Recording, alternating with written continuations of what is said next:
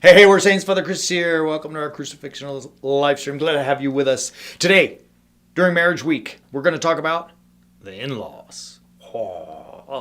Everybody has funny thoughts, interesting thoughts about in-laws. There's a great joke I remember where in a church, the devil appears to all the people and everyone goes scattering and they're running and screaming and there's total mayhem except one old man who's probably 80 years sitting in the front pew and he doesn't move. And the devil says, I'm the devil. Why aren't you running away from me? And he says, oh man, I've been married to your daughter for the last 42 years, right? Like the idea is that the girl came from the in-laws like crazy, right? But is that really the case? Are in-laws always a bad thing? No, certainly not. I'm very lucky. I had beautiful in-laws. And I'd like to think my wife also has beautiful in-laws. She never knew my father. He died before we were married. But my mother and my bride have a great relationship. It's nice to see when you have healthy in-law relationships, when you have good relationships with your spouse's parents. But part of that comes from the ability of you, the spouse, to make sure that your parents are thinking properly, right? And that they are behaving properly. And likewise, that you and your spouse are also thinking and behaving properly in the other direction, right? So I'm going to give you a real story. So before I tell you the story, let me say it like this. In many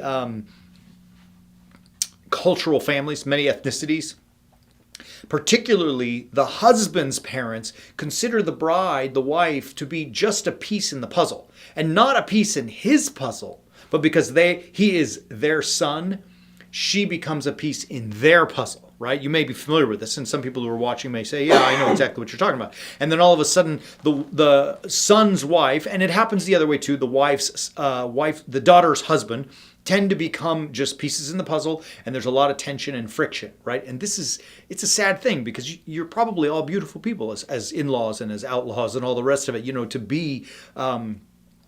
to have healthy relationships. It's a possible thing. But and it's a beautiful thing, but it requires, ready? The key is this, that you, the husband, and you, the wife, protect your spouse, even if you have to protect them against your parents. True story. And, it's not a big deal, but it makes a great image. I was a newlywed. We were probably literally 3 days into probably a week and a half into our marriage. We went on our honeymoon, came home, and right away, something happened. I don't even know what happened between my beautiful mother and my beautiful wife. They kind of had a tete-a-tete. And it was pretty rough. For whatever reason, it went down. And I was in that moment where it was like, holy cow. Look, think about it from my perspective. My father died when I was young. And my mother, a lioness, right? She raised my sister and I fierce. She did it all by herself, and she did a rock star amazing job. I would die for her. I respect her. I mean, she gave me life and everything that goes with it. And in that moment, I was confronted with the person I respect the most, and now the person I respect the most got into it, and I had to really pick a side. And so I came to my mother and I said, look, Mom, this is true. I said, look, I love you. I respect you. You've done everything for me. I would die for you. I said, but that's my wife, and you will never talk to her like that again. Right? And she was pissed. She was not happy with Father Chris, right?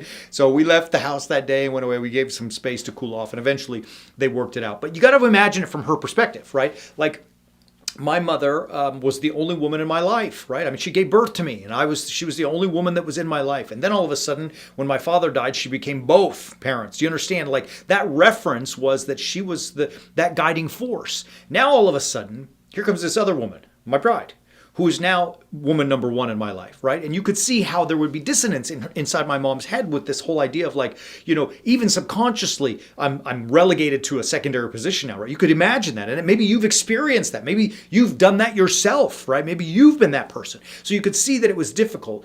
And the challenge for me in that moment was, even though I could see what was happening, I couldn't let it happen because I had to establish that as much as I love my mother, my place now is first and foremost with my new nuclear family. It doesn't mean at the expense of her family, my original family, or at the cost of it, but it means it must take precedence. And that's the responsibility that you as husband or you as wife have with your parents, as difficult as it may be, to first defend your spouse. Now, that doesn't mean that your spouse is right. I don't remember the story. It was almost 27 years ago, and it was probably nothing. But even if my bride was wrong, I'll deal with that with her offline. She and I will talk about it privately at home. But in that moment, it had to be that my respect was first and foremost to my bride. Does that make sense? Am I just rambling? No, He's nodding. Perfect. Is it? Are you just saying? Yeah. He's just saying that to make me feel good.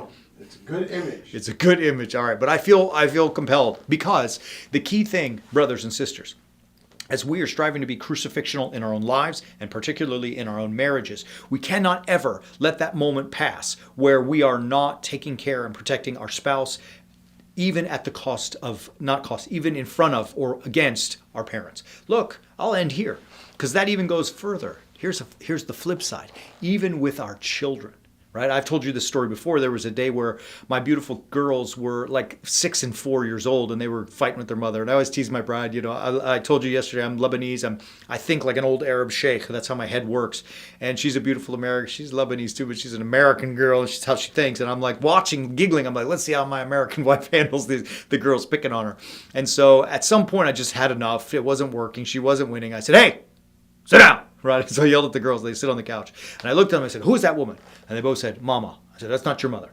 Who is that woman? Like, it's our mom. I said, that's not your mom. Who is that woman? And on it goes. Finally, I said, that's my wife. And nobody talks to my wife like that, even you.